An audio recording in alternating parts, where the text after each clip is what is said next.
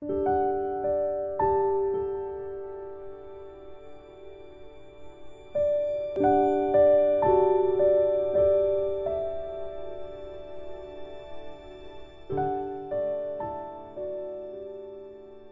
da lição, verso. Quem me ajuda? Servir e salvar. Eis aqui o meu servo a quem sustenho, o meu escolhido em quem a minha alma se agrada. Pus sobre ele o meu espírito e ele promulgará o direito para os gentios. Isaías 42:1. Ok, agora estamos todos na mesma lição, sem confusões. A continuidade da história da lição dessa semana, então, só para a gente recuperar o contexto. Então, do que se trata o texto da lição dessa semana? A gente vinha numa história sequencial da invasão síria e israelita sobre Judá. Depois vimos a forma como esse processo foi coordenado por Deus, na forma de Deus libertar o povo de Judá dos ataques que vinham acontecendo. Por fim, a forma como a Babilônia se aproxima do reino de Judá, e isso no futuro produziria um cativeiro. Então, a aliança que Judá fez com a Assíria provocou a invasão da Assíria sobre Judá, ou o domínio da Assíria sobre Judá. Deus interviu no reinado de Ezequias e, de novo, liberta o povo de Judá, mas eles viriam a ter um outro cativeiro no futuro pelo Império Babilônico. Na lição da semana passada, nós tivemos um hiato, tivemos uma pausa para olhar a promessa de libertação de Deus. No texto de Isaías 40, um texto fantástico de esperança e de olhar para a forma como Deus liberta o seu povo, mas também com uma certeza, a de que Deus revisitaria o povo com a manifestação da ira pela decadência moral do povo. Ou seja, apesar de Israel ter assistido à situação de libertação da Assíria, isso não foi suficiente para o arrependimento pleno de Israel, o pleno de Judá. E o resultado, Deus revisita Judá com uma nova situação, que é o reino babilônico, no futuro. Quando esse olhar para o futuro, que é um futuro não tão promissor, que é um futuro com dificuldades, é apresentado na história de Judá, aparece uma coisa muito interessante. Deus nunca manda o castigo sem a esperança. Deus nunca manda as lições sobre o seu povo sem a esperança de que isso terá um fim. A lição dessa semana é uma provocação nessa direção, é uma provocação nos textos bíblicos para a gente olhar para isso. A ênfase da lição dessa semana está numa forma tipológica de textos da Bíblia, que é a tipologia profética. Todos os textos da lição dessa semana falam disso. E é interessante porque essa fórmula profética vem atrelada a um título diferente na lição. O título da lição é servir. E junto com servir, uma outra palavrinha. Essas duas palavras que estão aí no título da lição têm uma ligação direta com a essência do que significa profecia na Bíblia. Porque aquele que serve, na estrutura central da Bíblia, é a pessoa de Cristo. Toda a noção de servir na Bíblia está atrelada à pessoa de Cristo. E a segunda coisa interessante é que todo o processo salvífico, ou todo o processo de esperança na Bíblia, também está atrelado a Cristo. Se você olhar a Bíblia é um livro que descreve Jesus do início ao fim. Ela abre com a criação, e o Criador é Cristo. Se você olhar João capítulo 1, nele todas as coisas que foram feitas se fizeram, e sem ele nada do que foi feito se fez. O Verbo é aquele quem fez. Apesar de a criação estar atrelada à divindade como um todo, o agente da criação é Cristo. Portanto, quem abre a Bíblia é Jesus. Toda a essência do Éden está baseada na esperança da vinda de Jesus. Na virada do dia, todos os dias, quando o pôr do sol chegava, a expressão da vinda de Jesus ao Éden para fazer o pôr do sol com o primeiro casal gerava a esperança de que Jesus chegava. Tanto que quando eles pecam, eles se escondem porque sabem que Jesus viria. E ele veio na viração do dia. Outra coisa que você vê na saída do Éden é que, a partir do momento que o pecado se instala, toda a esperança humana está pautada na vinda do Messias. E é o que a gente observa enquanto referência daí para frente na Bíblia, em todo o Velho Testamento. O que acontece dentro desse processo, dessa percepção que a gente tem na Bíblia, de que todo o Velho Testamento apontava na esperança de um Messias, está na essência dessa visão de servo da lição dessa semana. Ou seja, que tipo de Messias, que tipo de esperança o povo de Judá, o povo de Israel, todo o pessoal do Velho Testamento, desde os primeiros patriarcas até a vinda de Jesus, nutriam a respeito desse Cristo. De alguma maneira, o que a lição dessa semana nos traz é que essa percepção de algo no futuro é o que dava a condição de vida para aquelas pessoas que sofriam com o processo do pecado. E aqui vem a primeira grande coisa interessante da lição dessa semana. O olhar para frente, para Judá, era um olhar de expectativa de cativeiro. A esperança parecia ter ido embora. Eles começavam a sofrer os ataques, ou começariam a sofrer os ataques de Babilônia, e, por fim, a invasão babilônica, levados todos como cativos, e a cidade da esperança, Jerusalém, destruída. Essa era a visão de futuro que aquele povo tinha. Essa era a perspectiva de futuro que se manifestava para aquele povo naquele contexto. Portanto, todo o olhar para frente era um olhar de desesperança. Traz isso para o nosso tempo, século XXI, e qual é a nossa perspectiva de futuro? Se vocês olharem, sábado passado, a gente estava reunido num contexto de olhar para frente com alguma tranquilidade. A gente entrou segunda-feira com um decreto de retrocesso. E assim a gente tem vivido os últimos 9, 10, 11, 12 meses. Uma instabilidade quanto ao futuro. E você olha para o futuro e não vê grandes promessas agradáveis no futuro próximo. Talvez nem no futuro mediano. E no futuro distante, resta apenas uma pontinha de esperança de que talvez alguma coisa mude. E a grande pergunta é: mudar para qual direção? Judá vivia uma experiência semelhante à nossa, com uma questão de diferença. A perspectiva de Judá era certa. Deus havia dito que o cativeiro viria e, portanto, como Deus não muda, e Israel tinha certeza disso, a expectativa era sombria. Por que Israel tinha tanta certeza de que o futuro seria daquele jeito? Por que Israel acreditava que o que Deus tinha dito a respeito do cativeiro babilônico se cumpriria? Essa é a essência do texto profético. Se vocês repararem, abre a sua Bíblia, Isaías capítulo 46, por exemplo. No texto de Isaías 46, se você vai lendo a referência de Isaías 46, tem toda a expressão da queda de Babilônia, da queda dos ídolos de Babilônia, que é a esperança de Israel para o fim do cativeiro. Quando Deus dá essa esperança do fim do cativeiro, por que Israel tinha certeza que o cativeiro era certo? Há um texto aqui, no verso 9, dá uma olhadinha o que diz Isaías 46, o verso 9. O texto diz assim: lembrai-vos das coisas passadas, da antiguidade, que eu sou Deus e não há outro. Eu sou Deus e não há outro igual a mim, que desde o princípio anuncio o que há de acontecer e desde a antiguidade as coisas que ainda não sucederam. O meu conselho permanece de pé e farei toda a minha vontade. Por que Israel conseguia ter certeza de que o cativeiro aconteceria?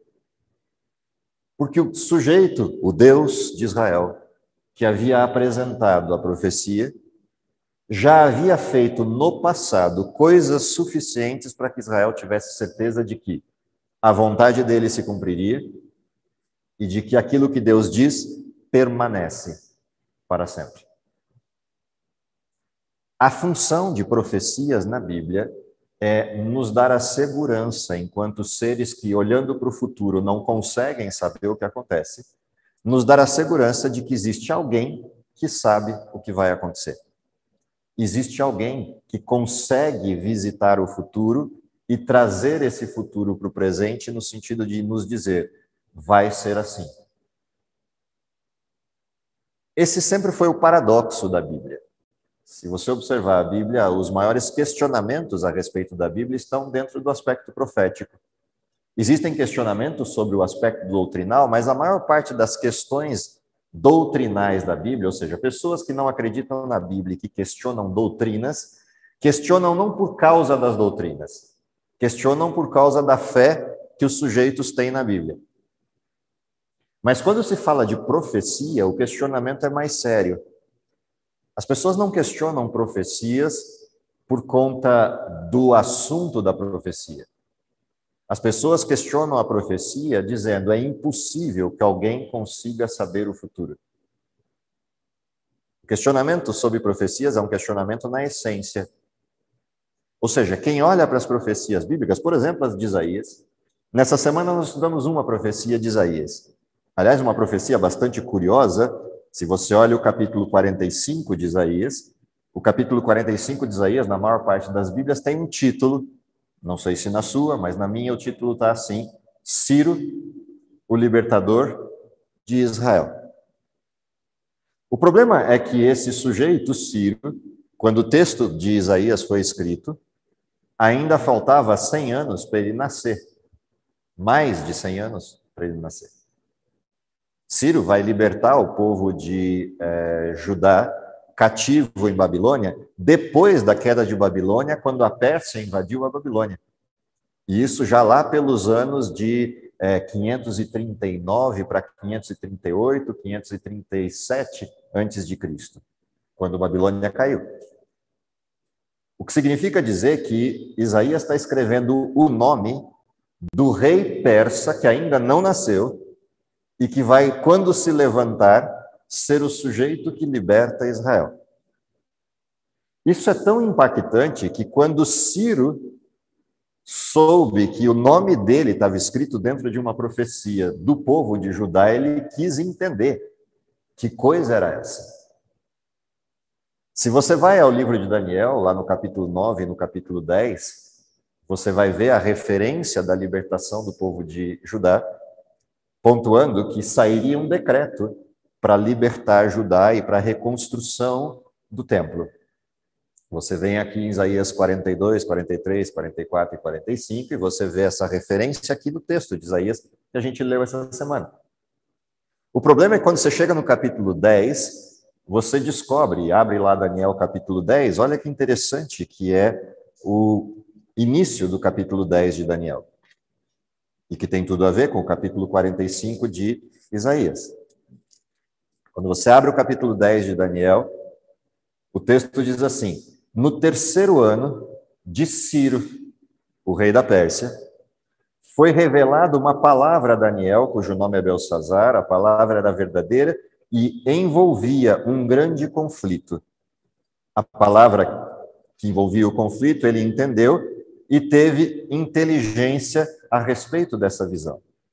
Teve entendimento sobre o que ouviu. Naqueles dias, então, Daniel pranteei durante 3 semanas, manjar desejável não comi, nem carne, nem óleo, nem carne entrou na minha boca, nem me ungi com óleo, e até que passaram os 3 semanas inteiras, no dia 24 do primeiro mês, estando eu na borda do rio Tigre, levantei os olhos e olhei, e eis um homem vestido de linho, cujos ombros estavam cingidos de ouro puro de Ufaz. O seu corpo era como berilo, e o seu rosto como um relâmpago, os seus olhos como tochas de fogo, os seus braços e os seus pés brilhavam como bronze polido, e a voz de suas palavras era como o estrondo de muita gente. Só eu, Daniel, tive aquela visão, e os homens que estavam comigo nada viram. Não obstante, caiu sobre eles um grande temor, e fugiram e se esconderam. E eu fiquei, pois, sozinho, e contemplei essa grande visão, e não restou força em mim, meu rosto mudou de cor, desfigurou-se, e não retive força alguma. Contudo, ouvi a voz de suas palavras, e ouvindo-a, caí sem sentidos sobre a terra. Essa descrição que Daniel faz aqui no capítulo 10, ela aparece no texto de Isaías a partir de uma referência cruzada entre o rei Ciro e o texto de Isaías 49, que apresenta um outro servo na lição que estudamos. Quando Daniel tem essa visão, essa primeira parte da visão, ele tem essa visão quando Ciro já é vivo, Ciro já está reinando, está no 3º ano de reinado, nesse contexto de invasão sobre a Babilônia. Quem é que Daniel viu na borda do tigre? Se você abrir o livro de Apocalipse, o capítulo 1, você sabe quem Daniel encontrou. O capítulo 1 descreve essa mesma pessoa. Jesus aparece em pessoa diante de Daniel. Ora, mas o que isso tem a ver com a história da lição dessa semana e a esperança que o povo de Judá recebeu? O povo de Judá recebe uma mensagem dupla, com um nome. Aquele texto de Isaías, capítulo 45, apresenta o rei Ciro como sendo o Messias de Judá. E é a primeira vez na história da Bíblia, e a única vez na história da Bíblia inteira, que a palavra Messias é aplicada a alguém fora da linhagem de Abraão. É aplicada a um persa. A palavra Messias, ou ungido de Deus, ela foi aplicada a vários sacerdotes, profetas no passado bíblico, nos patriarcas bíblicos, e ela foi aplicada ao Messias verdadeiro e pleno, que é Jesus. A gente viu isso no início do livro de Isaías. Mas nesse caso, a palavra Messias está sendo aplicada a Ciro, o rei da Pérsia, o libertador prometido para Israel, para Judá, como uma pré-figura do Cristo. E é curioso, porque quando Daniel está olhando para Ciro, esperando que a profecia de Isaías se cumpra, aparece diante de Daniel o Messias pleno, o Messias verdadeiro, com uma mensagem, com uma proposta. A profecia vai se cumprir, porque eu disse. O texto de Isaías 46 é isso. Se a gente tem dúvida sobre o cumprimento de algo, a gente deve voltar e ver quem foi que disse. O que está acontecendo com Daniel é que aquele que descreveu a profecia a Isaías aparece para Daniel para confirmar: vai se cumprir. Vocês serão libertos. Eu disse que a libertação chegaria e ela chegou. O problema é que Daniel está olhando para um lugar. Ele está olhando para Ciro. E agora Daniel é chamado a atenção para olhar para outro lugar, para Jesus. Porque a dúvida estava em Daniel. No momento em que a dúvida vem, Cristo vem em socorro e diz: fica tranquilo, eu fiz a promessa e eu vou cumprir. Toda a esperança do Velho Testamento está baseada nisso, em que Deus fala e Deus cumpre. Todas as profecias do Antigo Testamento estão baseadas na capacidade de Deus de antecipar o futuro, descrevê-lo aos seus filhos e dizer: o meu conselho permanecerá, minha vontade será feita da forma como eu a descrevi. E essa é a essência de todo esse processo profético. Se você continuar o texto de Daniel, capítulo 10, e você olha a cena como se desenrola, olha o que acontece. Eis que certa mão me tocou e me sacudiu. Lembra que Daniel caiu com o rosto em terra, assustado, apavorado pela glória e manifestação do Cristo. E aí vem uma mão que toca em Daniel, sacode Daniel, põe ele sobre os seus joelhos e as palmas das mãos. Então imagina a cena, né? Daniel está caído com o rosto em terra e agora vem alguém, levanta Daniel e ele fica literalmente de quatro, curvado ali na cena. E a cena continua e diz: ele me disse: Daniel, homem muito amado, está atento às palavras que te vou dizer, levanta-te sobre os teus pés, porque eis que te sou enviado. Ao falar comigo, esta palavra eu me pus em pé, tremendo. Então me disse: não temas, Daniel, porque desde o primeiro dia em que você aplicou o seu coração a compreender e a humilhar-se perante o teu Deus, foram ouvidas as tuas palavras, e por causa das tuas palavras é que eu vim. Percebe que mudou a cena? O Cristo sai de cena e entra agora o companheiro constante de Daniel. E esse companheiro constante de Daniel diz: eu fui enviado para você desde o início das tuas orações. Há 3 semanas atrás, quando você começou a orar, saiu uma ordem para eu vir aqui te ajudar a cumprir aquilo que você estava pedindo. Ora, o que Daniel estava pedindo? Daniel estava pedindo o que a gente leu no texto de Isaías, que a libertação prometida para Judá se cumprisse. Que Ciro, o servo de Deus, prometido em Isaías 42, 43, 45, se cumprisse. E Daniel suplicou isso por 3 semanas inteiras, jejuando e orando. Qual é o resultado? Um anjo vem para ajudar a cumprir o que Daniel pediu. E olha como ele continua a história. Então me disse, não temas, porque desde o primeiro dia em que aplicaste o teu coração a compreender e a humilhar-se perante o teu povo, foram ouvidas as tuas palavras, por causa das tuas palavras é que eu vim. Mas o príncipe do reino da Pérsia me resistiu por 21 dias, 3 semanas. Daniel começou a orar o que Gabriel faz. Sai do céu e cola em Ciro. E fica por 3 semanas inteiras importunando a Ciro para que Ciro cumpra a profecia. Percebe que é interessante observar isso? A gente às vezes tem uma noção distante de Deus no cumprimento da história e no envolvimento com a história, mas a expressão dessa história dessa semana, do servo Ciro, é uma expressão peculiar. Um anjo do céu vem e fica por 3 semanas inteiras falando com Ciro, provocando Ciro, para Ciro cumprir a profecia. E Ciro resiste. Como é que a história segue? Diz assim: porém Miguel, o primeiro dos príncipes do céu, veio para ajudar-me e obtive vitória sobre o rei da Pérsia. Agora vim para fazer-te entender o que há de suceder ao teu povo nos últimos dias, porque a visão se refere a dias ainda muito distantes. E aí vem a profecia de Daniel, que tem a ver conosco. Bom, mas o que essa história nos traz de interessante quando a gente começa a ligar os pontos. Percebe que a gente leu uma história em Isaías, mas essa história não terminou em Isaías.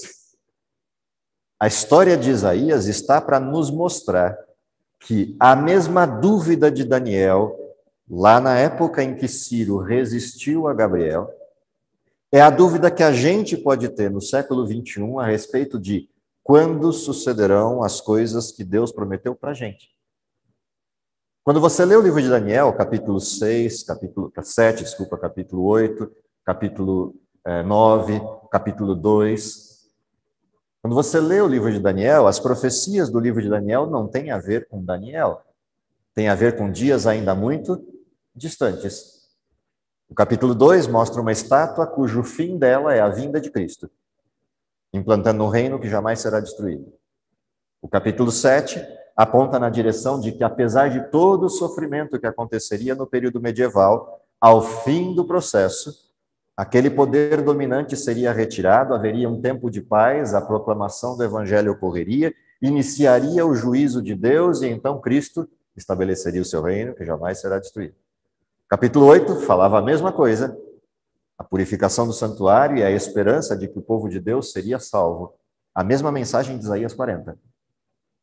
Se você olha o capítulo 9 aponta para o povo de Judá dizendo: vocês vão ser libertos, vai sair uma ordem para a liberação do cativeiro, e ao fim do tempo, o Messias verdadeiro aparecerá para libertar vocês dos seus pecados, trazer justiça eterna. Mas ainda não é o final da história, e esse mesmo Messias virá outra vez para implantar o seu reino, que jamais será destruído. Portanto, a mensagem da lição dessa semana não tem a ver com Judá, embora seja uma mensagem para Judá. Não para em Judá. A mensagem dessa semana é uma advertência de que, ao olharmos para a história de Judá, a gente se vê no espelho. O povo de Judá se afastou de Deus. Como resultado, sofreram as consequências, mas ao fim das consequências, esperança. A mensagem do povo de Judá é a mensagem para a gente. O mundo se afastou de Deus. Em algumas circunstâncias, até nós mesmos nos afastamos de Deus em um ou outro momento. Qual é a mensagem? As consequências podem até vir. O mundo se afastou de Deus e nós estamos sofrendo tudo isso que nós estamos sofrendo. Não é coincidência. Não é uma situação. Isso não tem nada a ver com Deus emitir necessariamente juízo sobre a humanidade. Mas tem a ver com a gente sofrer as consequências do distanciamento dos hábitos e posturas que Deus estabeleceu para a sua criação. Porque nós nos tornamos maus, como humanidade, sofremos as consequências dessa maldade. O que Deus descreve para o povo de Judá é isso. Vocês se afastam de mim, Babilônia vai invadi-los. Vocês estão perdendo a possibilidade de eu intervir. Mas no fim da história, eu vou libertar o meu povo. Aqueles que foram fiéis serão salvos. Se você olha a história nossa, é exatamente a mesma.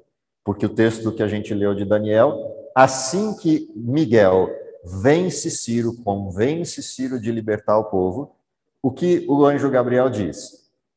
Isso agora não importa. Isso já está resolvido. Agora vem que eu vou te mostrar outra coisa. Algo que deve acontecer nos últimos dias. Vira a página da Bíblia e olha o capítulo 12 de Daniel. O que diz aí? Verso 1.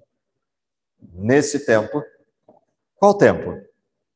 Os últimos dias. Nesse tempo, Miguel, o grande príncipe, o mesmo que convenceu a Ciro, Miguel, o grande príncipe, se levantará em defesa do seu povo. Haverá angústia, como nunca houve, desde que houve nação até aquele tempo. Mas naquele tempo será salvo o teu povo. Entende por que a gente olha para a profecia? A gente olha para a profecia para olhar para isso aqui e falar, isso é verdade. Sim, haverá angústia. Mas também, sim, neste tempo será salvo o teu povo. A primeira grande lição que a gente tem, olhando para os textos dessa semana, é entender que a história dessa semana, que a gente estudou na lição, é uma história inacabada. Ela não terminou com Judá. Daniel liga essa história com a nossa, dizendo, isso é só um pedacinho da história, para que quem viesse no último tempo da história pudesse acreditar que a história é verdadeira, que a promessa é verdadeira. Se a gente não conseguir olhar com essa perspectiva o que a lição dessa semana trouxe, ela é só uma lição histórica. Mas ela é muito mais do que isso. Ela é uma costura de elementos que vem até o nosso tempo, e essa é a parte que me chama a atenção na lição. A maneira como o anjo vira para Daniel e diz, página virada, Judá já foi liberta e Ciro resolveu a conta. Agora não interessa mais essa história, olha para o futuro, porque tem um povo que lá em 2021 vai precisar ler essa história e se lembrar de como você, Daniel, se ajoelhou angustiado, olhando para o futuro incerto, suplicando que Deus resolvesse a conta. Esse povo, lá em 2021, vai precisar olhar que eu fui enviado no primeiro dia da sua oração, não no último, para resolver o problema, e não consegui. E como eu não consegui, o próprio Cristo veio à Terra em pessoa para lidar com Ciro e resolver a conta. A história importante é essa, de que lá em 2021 haveriam pessoas olhando para um futuro incerto, esperando uma resposta. A primeira coisa que eu preciso dizer para vocês na lição dessa semana é, a resposta já veio. No início da oração, não no fim dela. A história é essa do livro de Isaías. A esperança é essa, de que quando começamos a orar em março de 2019, a resposta já estava lá. Não está aqui, em 2021. Estava lá em março de 2020. Desde março de 2020, os anjos de Deus estão na terra fazendo o que Gabriel fez. tentando convencer pessoas à sanidade de resolver um problema. Tentando convencer os Círios do século XXI a fazer o que precisa ser feito. E se isso não for suficiente, o texto diz que Deus mesmo virá para resolver o problema. Essa é a primeira grande lição. A segunda lição interessante dessa semana é a percepção de que, ainda que a humanidade critique o texto bíblico e critique a fé que nós temos em Deus, a Bíblia tem elementos sólidos o suficiente para que a nossa fé não seja uma fé no vazio. Ou seja, Deus não pediu para a gente olhar para o futuro como sujeitos iludidos pela fantasia e acreditar num futuro incerto. Não. Deus fez um monte de coisas no passado e continua fazendo para que a gente possa caminhar em chão firme e que a nossa fé não seja uma fé sem raízes. Portanto, a segunda lição importante da lição dessa semana é que a gente precisa aprofundar raízes na crença. A gente precisa estudar. Estudar as maravilhas que Deus fez no passado para nos dar a certeza das maravilhas que ainda estão por vir. Nos dá a segurança de que, apesar das incertezas desse mundo, o olhar para Deus produz certezas a respeito do futuro. Eu já sei como a história vai terminar, porque Ele disse, ou como diz a Bíblia, porque a boca do Senhor o disse. Essa é a segunda lição dessa semana. A terceira lição dessa semana tem a ver com essa expressão que permeia o título da lição, que é a expressão do servo. Por que é tão importante essa expressão do servo na Bíblia? Se você olhar para os evangelhos, você vai perceber que o tempo inteiro Jesus se posiciona como servo. O rei do universo se posiciona como servo. Qual é a grande lição por trás disso? Este que é servo de todos e ao mesmo tempo o rei de todos, convida servos. Convida pessoas para serem servos. Ao longo de toda a história bíblica, Deus chamou pessoas para serem seus servos. Chamou Noé, chamou Abraão, chamou José, e assim por diante, tema a tema da história bíblica, a gente vai tendo pessoas que Deus chama como servos. Ora, quando Deus chama um servo, chama para fazer algo, servir. Terceira lição dessa semana, o terceiro grande aprendizado da lição dessa semana, é que Deus precisa de servos. Mas por quê? Se Deus é Deus, por que precisa de servos? O problema não está com Deus, nunca esteve. O problema está conosco. A essência do pecado é o egoísmo, é a centralidade em si mesmo. Quando Deus convida servos e Ele mesmo se dispõe a ser servo, Ele contrapõe o que o egoísmo produz. Ele cria um contraste que é inquestionável. Qualquer um pode questionar um monte de coisas sobre a teoria do Evangelho, sobre a teologia bíblica, mas é impossível questionar o resultado da ação de um servo que não precise ser servo. Questionar a ação de alguém que tem autoridade para não ser servo, mas se dispõe a servir. Isso é inquestionável. Em qualquer época da história. Até mesmo pelos maiores inimigos de Deus. Porque nem Satanás consegue questionar essa atitude de Deus. De deixar tudo e morrer como um servo. Isaías 49.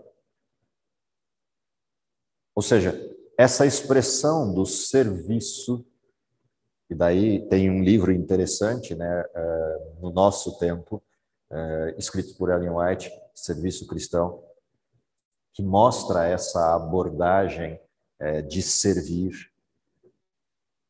Toda essa forma que está na expressão servo, e que é atrelada, nesse caso específico, na primeira parte da história, a Ciro, um servo escolhido por Deus, que se renderia a Deus.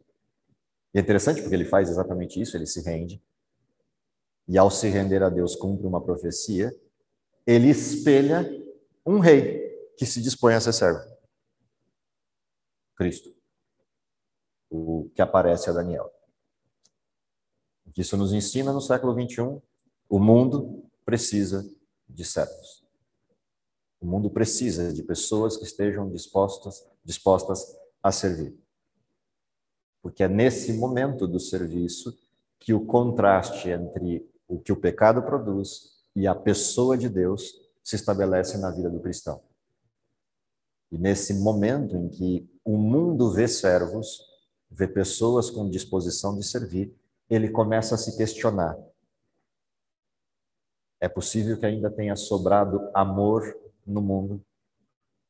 Se você vai a Mateus 24, é exatamente essa a essência do texto de Mateus 24 para o nosso tempo. Por se multiplicar a maldade, a iniquidade, o amor de quase todos se esfria. Aí vem o verso importante, mas aquele que perseverar até o fim será salvo. Perseverar no quê? Naquilo que se esfriou, o amor, o serviço.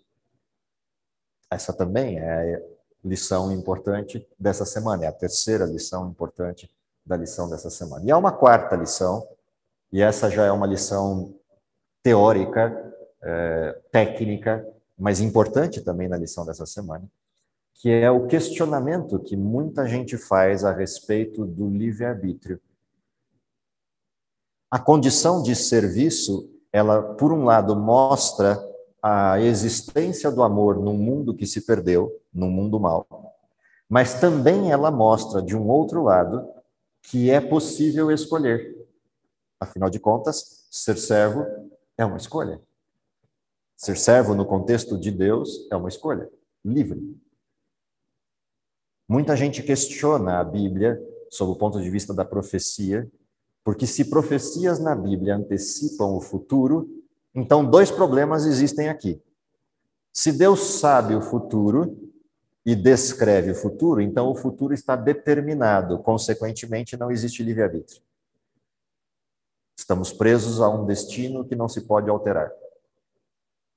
Muita gente questiona as profecias bíblicas por causa disso. E aí duvida das profecias por causa disso. Se profecias forem verdadeiras, então o futuro está fechado, determinado, e ninguém o altera. O problema da presciência de Deus versus o livre-arbítrio. Esse é um problema. O segundo problema é que se Deus antecipa o futuro e já sabe o que vai acontecer, então ele é culpado do mal que acontece. Porque conhecendo o mal e sabendo do mal, não interfere para bloquear o mal. Então esse Deus não é justo. Percebe que esses dois questionamentos parecem lógicos. E, em certo sentido, se a gente intensificar os argumentos, eu só usei 2 argumentos, mas se a gente intensificar os argumentos, a depender de quanto a gente intensifica, pode ser que alguns saiam hoje daqui não acreditando mais nem em livre-arbítrio e nem na bondade de Deus. A pergunta é como é que a gente sai dessa pegadinha, dessa artimanha aparentemente lógica que Satanás montou. Porque esse é o questionamento de Satanás a respeito de Deus. Não existe livre-arbítrio, Deus é um tirano, Deus não está preocupado com ninguém. Quando a gente estuda um pouquinho mais profundamente as profecias, a gente descobre algumas coisas interessantes a respeito da presciência de Deus. De que, embora Deus saiba o futuro, as coisas que ele antecipa deste futuro não mudam o fato de que a gente pode escolher. Não alteram isso. Não alteram por várias razões.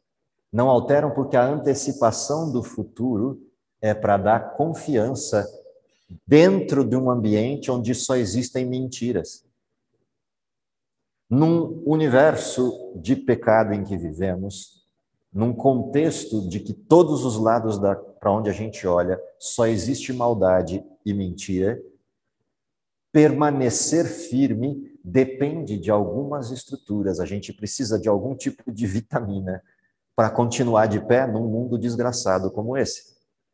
A forma como Deus antecipa o futuro permite que pessoas que sejam fiéis não se desmanchem no meio de um mundo caótico como a gente vive. Porque a esperança poderia simplesmente se esvair, desaparecer. Portanto, a antecipação do futuro não é a demonstração de que o futuro está fechado, mas é a demonstração de que existe um Deus que sabe como as coisas serão e, portanto, eu posso escolher ficar do lado dele e ele vai me proteger. Eu posso olhar com o olhar de desesperança e dizer, Deus é tirano, quando na realidade a tirania é fruto da minha própria escolha. Ou eu posso olhar para Deus e confiar nele, porque ele me contou um pedaço da história antes da história acontecer, para eu acreditar que ele não está longe, que ele não está distante. Sob o ponto de vista da justiça de Deus, ora, Deus sabendo do futuro, por que não interferiu?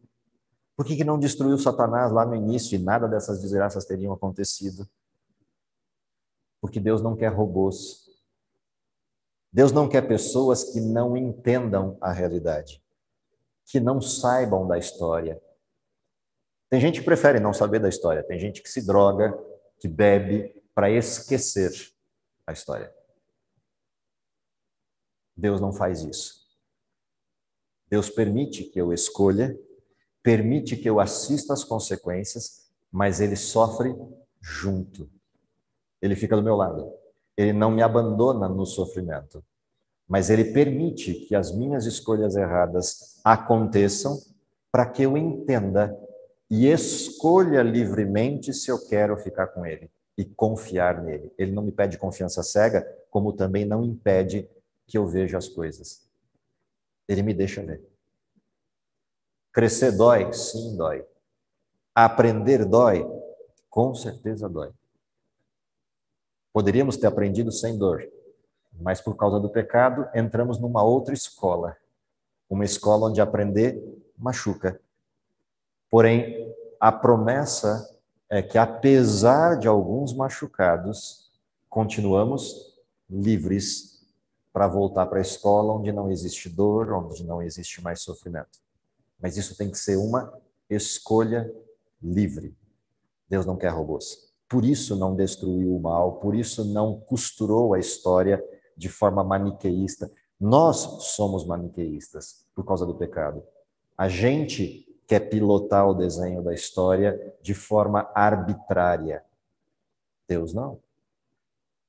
Deus pilota a história, mas não de forma arbitrária. Não de forma a interferir na livre escolha. Deus vai até o limite do livre-arbítrio.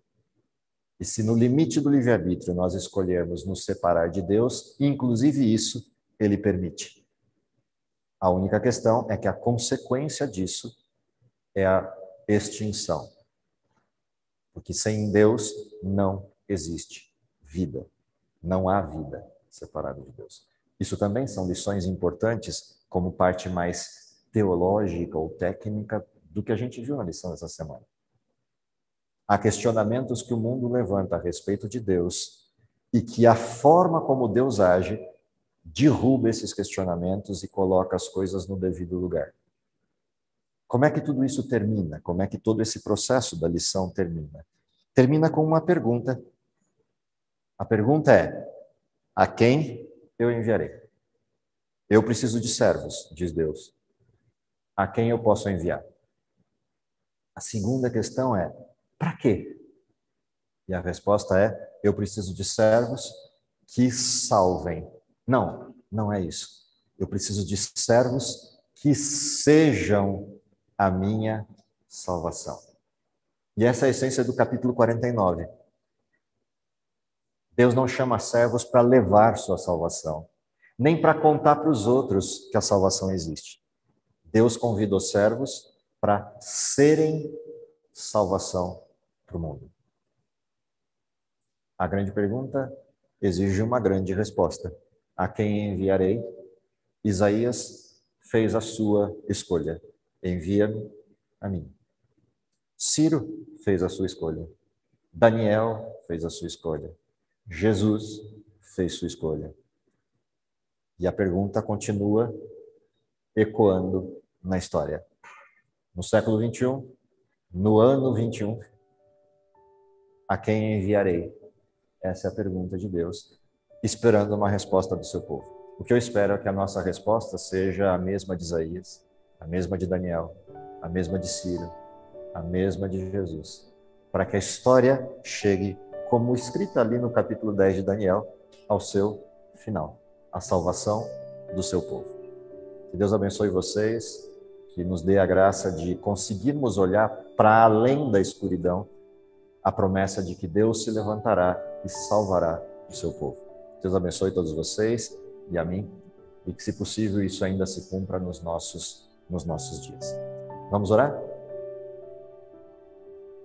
Querido Pai que está nos céus, te agradecemos pelo dom da vida, te agradecemos porque, apesar de todas as dificuldades que observamos e sentimos nesse mundo, temos a certeza de que tuas promessas, feitas no passado, se cumprirão com a mesma firmeza, com a mesma certeza que sempre se cumpriram. Dá, Senhor, que, se possível, isso ainda se cumpra em nossa geração e possamos vê-lo voltando e a história desse mundo chegando ao seu final. Também nos dá a força necessária para respondermos afirmativamente a teus apelos e sermos servos neste tempo, neste século, para que salvação seja levada ao mundo, seja produzida no mundo e mais pessoas possam aguardar ansiosamente o cumprimento dessa esperança. Isso é o que te pedimos e te agradecemos, confiado nos méritos de Jesus, em nome dele que oramos. Amém.